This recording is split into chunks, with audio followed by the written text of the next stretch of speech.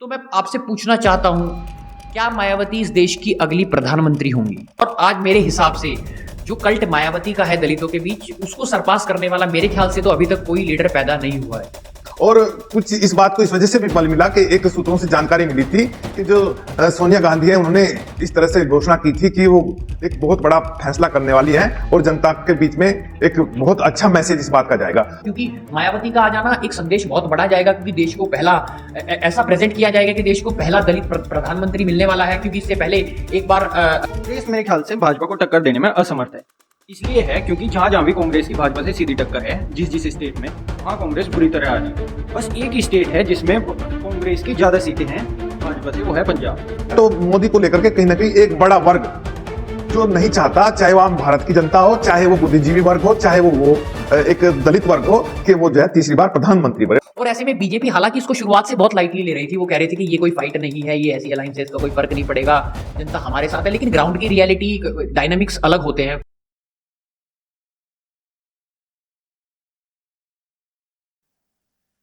नमस्कार दोस्तों, हम फिर से आपके बीच हैं तर्क संगत के दूसरे एपिसोड को लेकर के।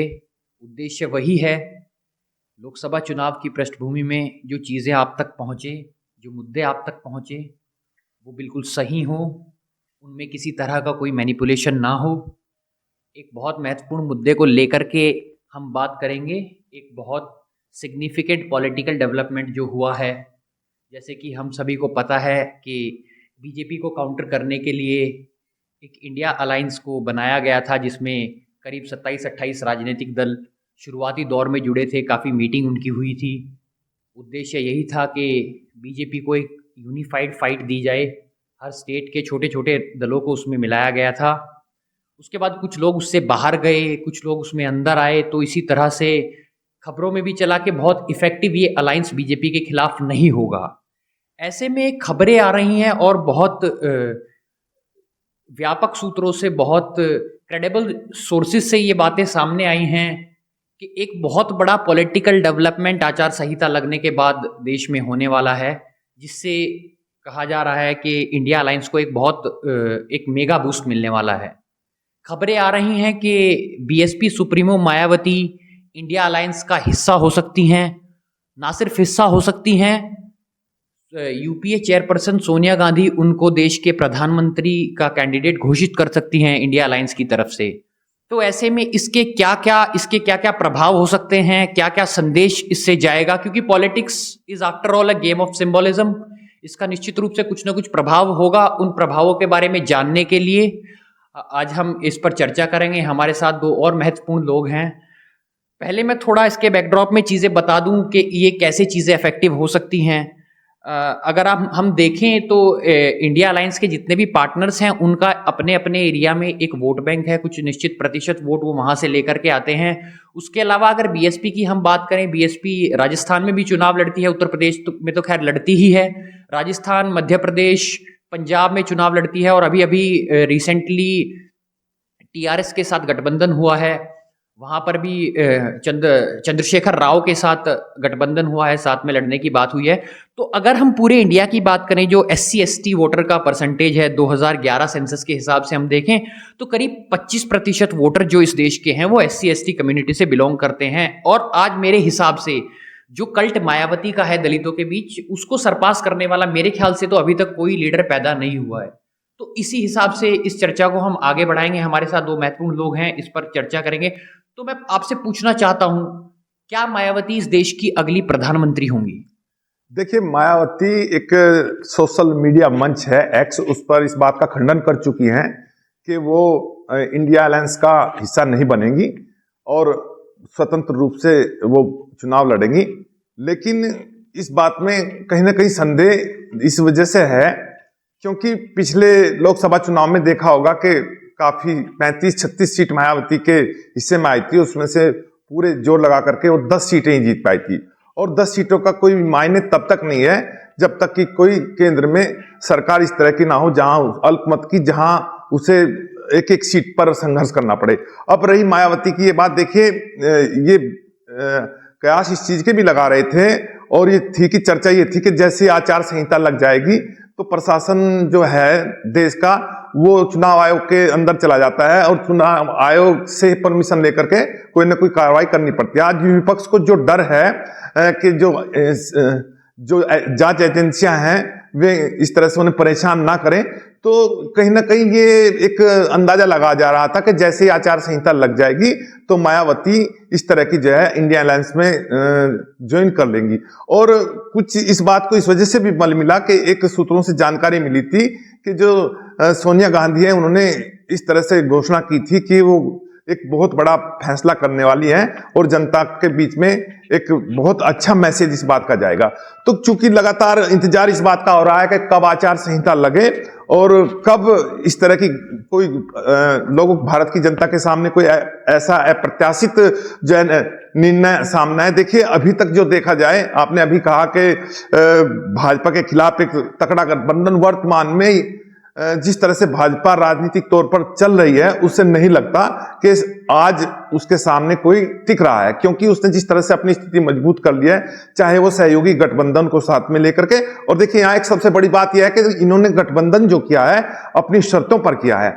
चाहे कोई कितना भी ज्यादा हिस्सेदारी मांग रहा हो, उसे 2 या 3 या ज्यादा से ज्यादा 10 सीट पर इन्होंने निपटा दिया है। तो कल इन्होंने अपनी गर्दन भी दूसरे सहयोगी दलों पर नहीं दिए है और ये चाहते हैं कि कम से कम जो बहुमत आए वो भाजपा का पूर्ण बहुमत आ जाए। तो इस वजह से ये रणनीति के तहत ही ऐसी जानकारी मिली है कि भाजपा का जो एक ऑपरेशन चल रहा है कि गठबंधन, ये इंडिया गठबंधन नहीं पूरी तरह से कामयाब ना हो, तो उसी के तहत माना जा रहा है कि कहीं ना कहीं सरकार कह लो या भाजपा के चाणक्य समझे जाने वाले अमित शाह कह लो, उनका मायावती के ऊपर काफी दबाव है इस तरह का कि वो इंडिया गठबंधन का हिस्सा ना बने। और आपको अभी जानकारी भी मिली होगी कुछ दिन पहले केंद्र सरकार की ओर से मायावती के भतीजे जो आनंद हैं उन्हें वाई श्रेणी की सिक्योरिटी भी दी गई है। तो कहीं ना कहीं ये मान करके चला जा रहा है कि सरकार तभी तक मायावती के प्रति उदार है जब तक ये उनकी बात मानती है, और यदि मायावती किसी वजह से सरकार के विरुद्ध बगावत करती है तो निश्चित रूप से उनके लिए गंभीर परिणाम हो सकते हैं। इसी वजह से मायावती जो है इस चीज का इंतजार कर रही है कि आचार संहिता लगे और वो कोई ठोस निर्णय ले सके, ऐसा लोगों का मानना है। लेकिन इस बात को भी डिनाई नहीं किया जा सकता, इंडिया अलायंस जब इनिशियली फॉर्म हुआ था 27 पार्टियां आई थी इस देश के, मतलब वो फॉर्मिडेबल अलायंस था, इस देश के 65-68% के करीब वोट बैंक को वो रिप्रेजेंट कर रहा था। तो ऐसे में क्या ये सच में बीजेपी ने इसका कॉग्नाइजेंस लिया, इस चीज को समझा कि हाँ ये खतरनाक हो सकता है अगर सारी पार्टियां एक साथ आती है, करीब 68% वोट बैंक एक साथ आ जाता है, तो जरूरी है कि इससे कुछ पार्टियों को तोड़ा जाए। उसी के तहत अगर उस वक्त आप देखें सेफोलॉजिस्ट्स कह रहे थे कि बिहार और महाराष्ट्र तो 2 ऐसे स्टेट हैं जहां पे एक तरह से बहुत बड़ा नुकसान बीजेपी को होगा अलायंस के इसके बन जाने से, क्योंकि 3 मेजर पॉलिटिकल पार्टीज का साथ आना, बीजेपी के खिलाफ लड़ना निश्चित तौर पे ये फॉर्मिडेबल था। और ऐसे में बीजेपी हालांकि इसको शुरुआत से बहुत लाइटली ले रही थी, वो कह रहे थे कि ये कोई फाइट नहीं है, ये ऐसी अलायंस है, इसका कोई फर्क नहीं पड़ेगा, जनता हमारे साथ है। लेकिन ग्राउंड की रियलिटी डायनामिक्स अलग होते हैं। कुछ हो सकता है मोदी जी के अपने इश्यूज हैं, बीजेपी के अपने इश्यूज हैं, लेकिन हमेशा डेवलपमेंट और ये चीजें भी काम नहीं करती, एजेंडा और ये हमारी दूरदर्शिता, ये चीजें हमेशा काम नहीं करती। एक कास्ट बेस्ड पॉलिटिक्स होती है, यूपी बिहार जैसे स्टेट्स में तो बहुत ज्यादा प्रभावी है, ये मायने रखती है कि किस कास्ट को कौन व्यक्ति लीड कर रहा है, उसका कितना वोट बैंक है, ये उसके साथ है। क्योंकि रिलीजन बेस्ड पॉलिटिक्स तो अगर ब्रॉड स्पेक्ट्रम की बात करें हैं, लेकिन स्टेट वाइज अगर बात करें बहुत ही वर्नैक्युलरली जो देखे लोकल जो चुनाव बन जाता है तो कास्ट के बेसिस पे चुनाव होता है, ऐसे में रिप्रेजेंटेशन होता है।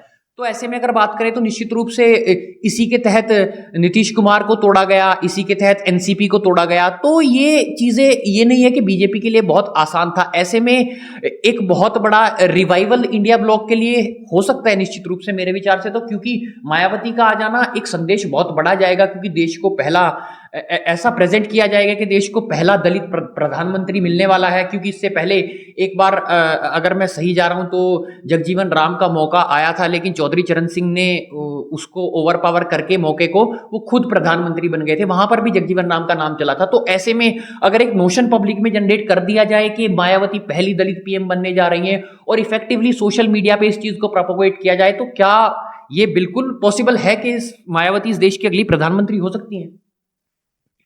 मायावती से जो मेन डर है कांग्रेस को या उसे भाजपा को, वो ये है, वो आप इस आंकड़े से समझ सकते हैं कि 2014 में बसपा और ये सपा अलग अलग लड़ी थी इलेक्शन, तो उसमें भाजपा की सीट आई थी 71, मतलब 71 सीट आई थी।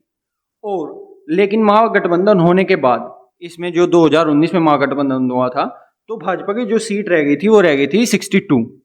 तो ये जो उन्हें 8-9 सीटों का फर्क पड़ा था, वो सिर्फ और सिर्फ मायावती की वजह से पड़ा था।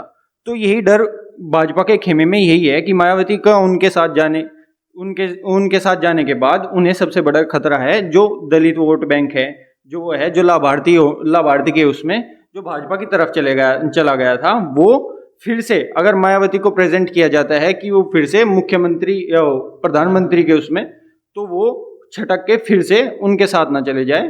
किसके साथ? मायावती जी के साथ। तो भाजपा को सबसे बड़ा खतरा यही है उनसे।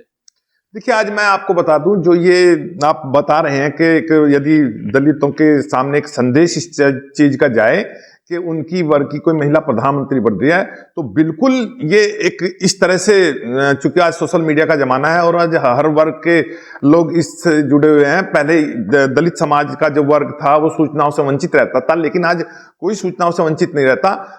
इस चीज का भाजपा को खौफ है और भाजपा लगातार इस चीज पर नजर गड़ाए हुए है कि कहीं मायावती जी अपना फैसला बदल ना ले और वो इंडिया गठबंधन के साथ ना चली जाएं। क्योंकि देखिए, मायावती की कुछ राजनीतिक कमजोरियां हैं और आय से अधिक संपत्ति का जो मामला है वो उन्हें परेशान किए हुए है। और आपने देखा भी होगा, इसमें कहीं हम डिनाई भी नहीं कर सकते इस बात को, क्योंकि नसीमुद्दीन सिद्दीकी और मायावती के बीच में जो कन्वर्सेशन हुआ था एक, उसमें साफ तौर पर ये जनता के सामने मैसेज गया था। लेकिन इसके वर्ग के लोगों को इस बात से कोई लेना देना नहीं है। वे चाहते हैं कि केवल एक दलित प्रधानमंत्री हो, और जैसे ही इस बात की घोषणा हो जाती है या कांग्रेस इनको सामने रख करके इंडिया गठबंधन में इन्हें लेती है और प्रोजेक्ट करती है प्रधानमंत्री के तौर पर, तो ये बिल्कुल गारंटी के साथ में मैं कह सकता हूं कि दलित वर्ग का पूरा वोट जो है इंडिया गठबंधन को ट्रांसफर हो जाएगा। और यही नहीं, पूरे भारत में इस चीज का प्रभाव पड़ेगा, क्योंकि कारण यह है कि दलित की पहली पसंद मायावती है और दूसरी पसंद भाजपा है।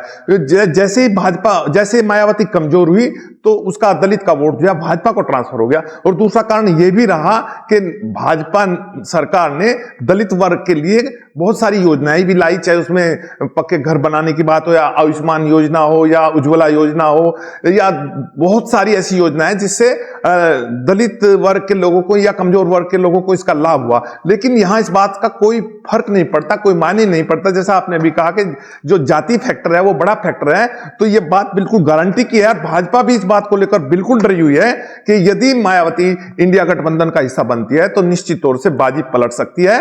और इसी बात को लेकर के कांग्रेस ने पहले अपना एक दलित चेहरा जैसे उन्होंने अपना अध्यक्ष बना था, और भाजपा ने भी इस तरह से चुनाव को देखते हुए एक आदिवासी महिला को राष्ट्रपति बना था। लेकिन अब चूंकि सबसे बड़ा खतरा उनके लिए मायावती है, और आज जो भाजपा के चाणक्य कहे जाने वाले अमित शाह है, वो लगातार इस चीज पर नजर गड़ाए हैं कि कहीं मायावती अपना फैसला ना बदल ले, और ये भाजपा के लिए एक बहुत बड़ा झटका हो सकता है। मतलब ऑफ लेट मैं जितना पॉलिटिक्स को समझ पाया हूँ, मुझे एक और बहुत बड़ी चीज़ इसमें दिख रही है। मतलब जितना मैंने पॉलिटिक्स को रीसेंट पॉलिटिकल डेवलपमेंट्स में देखा है, मुझे लगता है विपक्ष का, खासकर विपक्ष की एक तरह से धुरी अगर बात करें, the fulcrum of this India alliance is Congress party, उसी के अराउंड। क्योंकि आज भी अपने सबसे खराब दौर में एक पॉलिटिकल पार्टी अगर 60 के करीब लॉ मेकर्स लोकसभा में भेज रही है तो उसको आप डिनाई नहीं कर सकते, ओवरलुक नहीं कर सकते। एक सिग्निफिकेंट आज भी प्रिंसिपल ऑपोजिशन है। मुझे लगता है कि कांग्रेस का मेन एम ये नहीं है कि भाजपा को रोकना है, जो मुझे लग रहा है कांग्रेस पार्टी का मेन एम है कि मोदी को प्रधानमंत्री बनने से रोकना है। क्योंकि कहीं ना कहीं मुझे लगता है कि कांग्रेस पार्टी ने अपने मन में बिठा लिया है कि 2024 में देखो कुछ भी हो, इस देश में की सबसे बड़ी पावर बनकर बीजेपी उभरेगी। लेकिन कहीं ना कहीं वो चाहते हैं कि कुछ भी ऐसा अलायंस बनाया जाए, ऐसा माहौल क्रिएट किया जाए कि बीजेपी बहुमत तक ना पहुंचे। एनडीए भले ही बहुमत तक पहुंच जाए, बीजेपी बहुमत अपने से ना अचीव कर पाए। उससे क्या होगा? उससे ये होगा, चांसेस बढ़ जाएंगे कि जो अलाइज है वो एनडीए से टूटने लगे या टूट जाएं या कोई कंडीशन अप्लाई करें। जिस तरह से आपने देखा होगा यूपीए 2 में मायावती जी और अखिलेश जी के समर्थन से केंद्र की सरकार चल रही थी, और ऐसे में कभी भी वो एक तरह से धमका देते थे केंद्र को कि अगर ये लागू नहीं हुआ तो हम समर्थन वापस ले लेंगे। तो मेरे हिसाब से, क्योंकि एक तरह से लगता है कि मोदी बहुत, उनको लगता है कि एक तरह से पॉम्पस हैं, अब एक तरह से सेल्फ इंपॉर्टेंस वाली भूमिका में ज्यादा आ गए हैं कि हाँ बस मतलब मैं ही हूं एक तरह से। तो उसको कहीं ना कहीं उसको काउंटर करने के लिए मतलब to cut him to size, उनको उस तरह से करने के लिए, तो वो चाहते हैं कि कोई और यहाँ पर किसी और के नाम पे सहमति बन जाए, ये ना बने। तो मतलब मुझे तो इस तरह से की चीज़ों से, इस रीसेंट डेवलपमेंट से यही समझ में आया, क्योंकि उस तरह से कॉन्फिडेंट कांग्रेस नहीं दिख रही है, ना ही उनकी कैंपेनिंग में ऐसी चीज़ें रिफ्लेक्ट हो रही हैं कि वो चाहते हैं कि इस बार हमें प्रधानमंत्री बनना है या हमें बनाना है। कांग्रेस मेरे ख्याल से भाजपा को टक्कर देने में असमर्थ है। इसलिए है क्योंकि जहां जहां भी कांग्रेस की भाजपा से सीधी टक्कर है, जिस जिस स्टेट में, वहां कांग्रेस बुरी तरह आ रही है। बस एक ही स्टेट है जिसमें कांग्रेस की ज़्यादा सीटें हैं भाजपा से, वो है पंजाब। पंजाब में 2019 इलेक्शन में, पंजाब के अलावा जहां जहां भी भाजपा की और कांग्रेस की सीधी टक्कर है, वहां भाजपा ने कांग्रेस को बुरी तरह हराया है। बुरी तरह भी नहीं, मतलब अगर उनकी 30 सीट है तो इनकी 1 सीट है, मतलब वो हार भी नहीं कहेंगे, मतलब कंपटीशन में भी नहीं है। तो पंजाब के अलावा इसीलिए भाजपा ने जो भी कर रही है, जो अकाली दल है पंजाब में, वहाँ भी कोशिश कर रहा है कि अकाली दल के साथ गठबंधन करे, क्योंकि जो उनका वोट शेयर है 2019 में वोट शेयर था अकाली दल का, वो 27% था, इसका कांग्रेस का था 29%। तो वो भाजपा जो एक स्टेट है उनके पास पंजाब, वो उन्हें भी छीनना चाह रही है, क्योंकि एक पंजाब ही ऐसा स्टेट है जहाँ कांग्रेस थोड़ी सी मजबूत है। वो भी मेरे ख्याल से अब आम आदमी पार्टी आने के बाद और उसके आने के बाद शायद वो भी नहीं रहेगा, लेकिन भाजपा अकाली दल को साथ मिला के उनके साथ गठबंधन करके मेरे ख्याल से वहां भी उन्हें टक्कर दे देगी। तो इसलिए मुझे डायरेक्ट कंपटीशन नहीं लगता। देखिए 2014 का जो लोकसभा चुनाव था बड़ा दिलचस्प था और मोदी को प्रधानमंत्री का चेहरा घोषित किया था भाजपा ने, लेकिन इसके पीछे भाजपा की खास यही नियत नहीं थी कि मोदी ही प्रधानमंत्री होंगे, क्योंकि उस दौरान मुझे याद है कि राजनाथ जी भाजपा के अध्यक्ष थे। और इसके पीछे एक सही वजह यह भी थी कि चलो हम मोदी को इस बार आजमा लेते हैं, लेकिन निश्चित तौर से भाजपा को इस चीज का एहसास नहीं था कि इतना बड़ा बहुमत आ जाएगा। कहीं ना कहीं भाजपा के जो शीर्ष नेता हैं, जो जैसे राजनाथ जी हैं या दूसरे आडवाणी जी थे उस दौरान, वो भी सक्रिय थे, तो इन्हें कहीं ना कहीं ये यकीन था कि यदि भाजपा को पूर्ण बहुमत नहीं मिलता तो दूसरे जो घटक हैं या और कोई ऐसे सांसद हैं जो समर्थन दे सकते हैं, तो उनकी सबसे पहली कंडीशन यही होगी कि वो मोदी को प्रधानमंत्री के रूप में स्वीकार नहीं करेंगे, क्योंकि मोदी के ऊपर जो गुजरात दंगों का एक दाग लगा हुआ था, वो दाग बिल्कुल भी मिट नहीं रहा था और ये दाग उनकी राह में सबसे बड़ा रोड़ा था। लेकिन जब भाजपा को अप्रत्याशित रूप से पूर्ण बहुमत मिल गया तो भाजपा के लिए उनकी निश्चित रूप से एक मजबूरी थी कि उन्हें प्रधानमंत्री बनाना।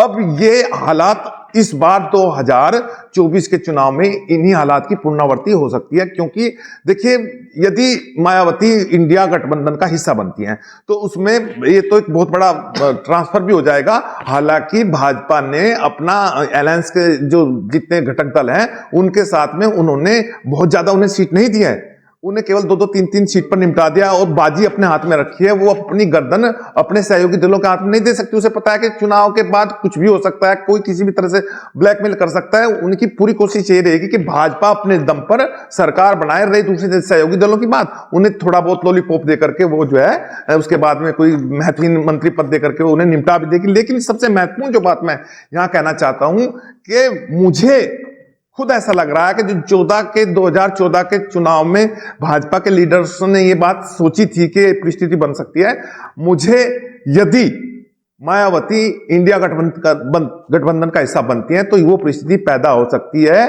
कि भाजपा यदि 250 सीट तक भी पहुंचती है तो उसके जितने भी घटक दल हैं यदि वो साथ लेकर के बहुमत में भी है तो मुझे बिल्कुल ये लगता है कि वो जो है गठबंधन से साफ तौर से बाहर निकल जाएंगे। क्योंकि कारण यह है कि लगातार 2 योजनाओं तक मोदी को जनता ने, मैं झेला तो नहीं कहूंगा, लेकिन एक तरह से एंटी इनकम्बेंसी जो फैक्टर होता है ये एक पद के रूप में भी चलता है और अपना जो सांसद होता है जब या सरकार होती है उस पर भी चलता है। तो मोदी को लेकर के कहीं ना कहीं एक बड़ा वर्ग जो नहीं चाहता, चाहे वो आम भारत की जनता हो, चाहे वो बुद्धिजीवी वर्ग हो, चाहे वो एक दलित वर्ग हो, कि वो जो है तीसरी बार प्रधानमंत्री बने। और खुद मोदी ने भी एक कमिटमेंट किया था, आपको याद भी होगा कि वो 2 योजना रह करके प्रधानमंत्री बनकर के विकास कार्य करना चाहते हैं। उसने खुद भी कहीं ना कहीं ये इच्छा जाहिर की थी कि तीसरी बार वो बनना भी नहीं चाहते, लेकिन ये सत्ता का सुख ऐसा होता है कि इसे कोई छोड़ना नहीं चाहता। और जब उन्हें ये दिखाई देगा कि भाई उन्हें लग भी ऐसा रहा है, वन मैन शो भी है, उन्हें इस बात का पता है, जैसे एक बार हुआ था इंडिया इज इंडिया और इंडिया इज इंदिरा, हाँ, Indira is India, India is Indira, इसी तरह से आज हो रहा है कि मोदी इज भाजपा और भाजपा इज मोदी। तो ये परिस्थिति कहीं ना कहीं जो है मोदी को तो एक सुख का एहसास करा रही है, उसके चाणक्य समझे जाने वाले अमित शाह को भी सुख का एहसास करा रही है, लेकिन भाजपा में मैं बिल्कुल कह सकता हूं कि अंदर पर कहीं ना कहीं जो है एक तरह का असंतुष्टि है, और एक वर्ग इस चीज को नहीं भी चाहता, लेकिन ये जो लावा है ये तभी फूटेगा जहां कहीं थोड़ी बहुत चिंगारी दिखाई देगी। इससे पहले ये बिल्कुल शांत है वहां, और चुनाव के बाद में यदि भाजपा 250 सीट पर भी आती है तो मैं ये दावे के साथ में कह सकता हूं कि प्रधानमंत्री मोदी नहीं होंगे। लेकिन मुझे लगता है आपकी बात वैलिड है, फैक्चुअली भी वैलिड है, उस हिसाब से अगर देखें स्टैट्स के हिसाब से भी सही बात है। लेकिन मुझे लगता है कि इन सब फैक्टर्स को कहीं ना कहीं काउंटर करने के लिए भी बीजेपी काम कर रही है, क्योंकि आपने देखी होगी साउथ में बीजेपी की आउटरीच आप देखो किस तरह से, साउथ में जिस तरह से पहले नहीं हुआ था, आज नॉर्थ ईस्ट में जहां पर एक तरह से जिस तरह का प्रचार प्रसार चल रहा है, जिस तरह का आप साउथ इंडिया की भी बात करें, नॉर्थ ईस्ट की भी बात करें, जिस तरह से जितनी फर्विट जितनी आर्डेंट कैंपेन चल रही है मोदी जी के पिछले, एक तरह से गाँव बेल्ट में तो मोदी जी अशोर्ड है। आपने देखा होगा पिछले 4-5-6 महीने में मेरे ख्याल से 7-8 विजिट ना हो गई हो केरला की, तमिलनाडु की।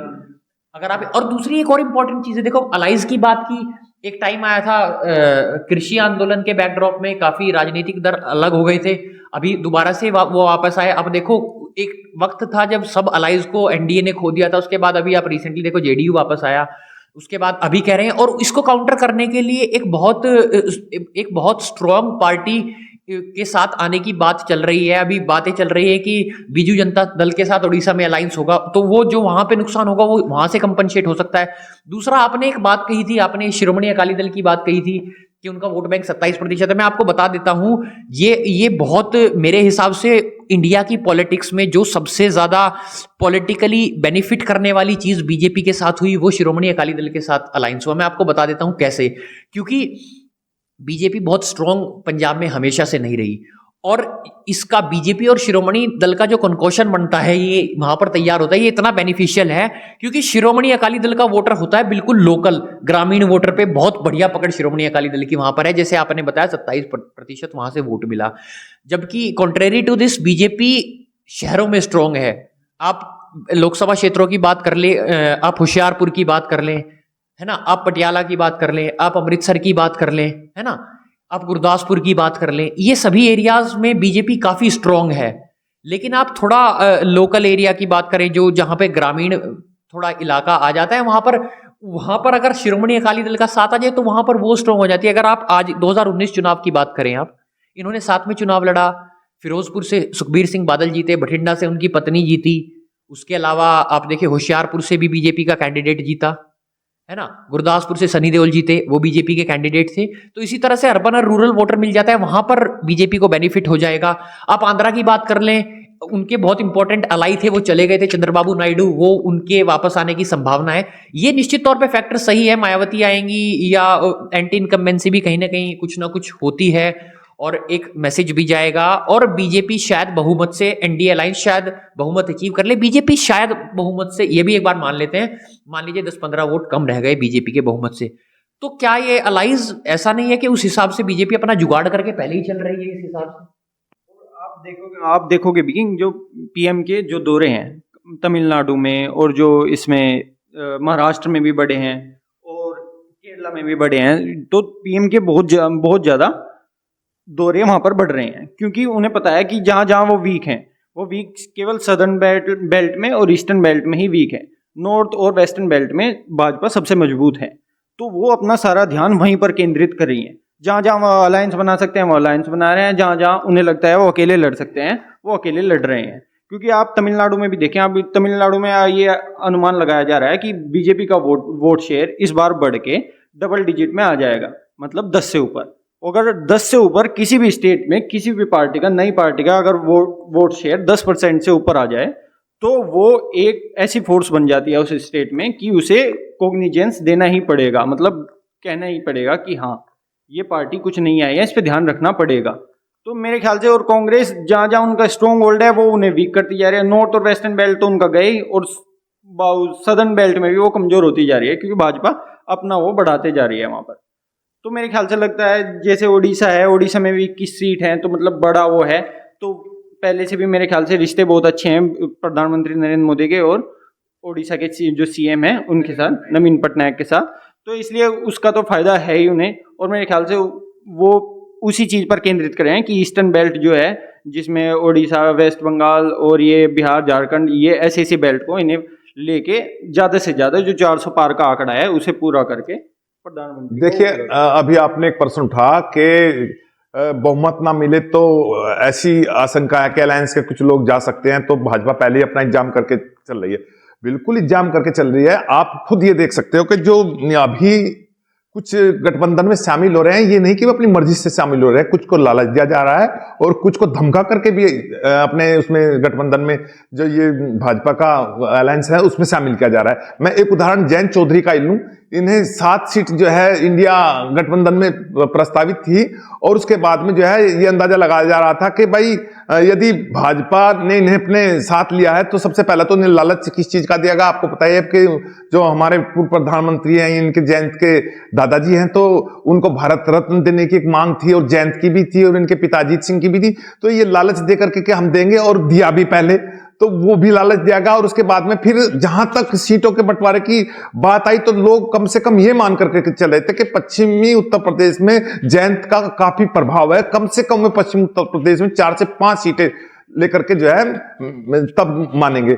और ये जो इनके दल के थे, राष्ट्रीय लोकदल के जो कार्यकर्ता थे या नेता थे, उनका साफ तौर से कहना था कि 5 और या 4 सीटों पर हमारा जो है समझौता हुआ है। लेकिन जब बात खुली तो आपको पता होगा कि 2 सीट में ही, 2 लोकसभा की सीट में सारा मामला सिमट गया। तो आप इस चीज से अंदाजा लगा रहे हो कि भाजपा अपनी गर्दन अपने सहयोगी दलों के हाथ में नहीं देना चाहती और वो ये चाहती है कि उसे इस लोकसभा चुनाव में स्पष्ट रूप से जो 270-71 का आंकड़ा है वो जो है पूरा बहुमत का मिल जाए। उसके बाद में वो जो है तभी वो ये मानेगी कि हाँ उसकी संतुष्टि है। इस काम में उनके चाणक्य, अमित शाह और दूसरे जो एक पूरा आईटी सेल और दूसरे लोग पूरी तरह से इस चीज पर निगाह डाले हुए हैं कि किस तरह से भाजपा पूर्ण बहुमत में 2024 में आए।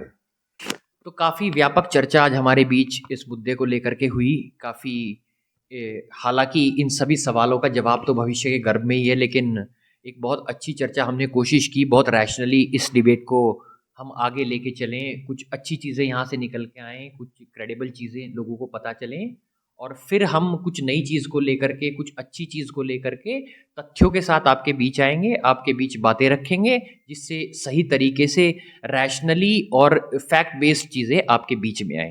धन्यवाद।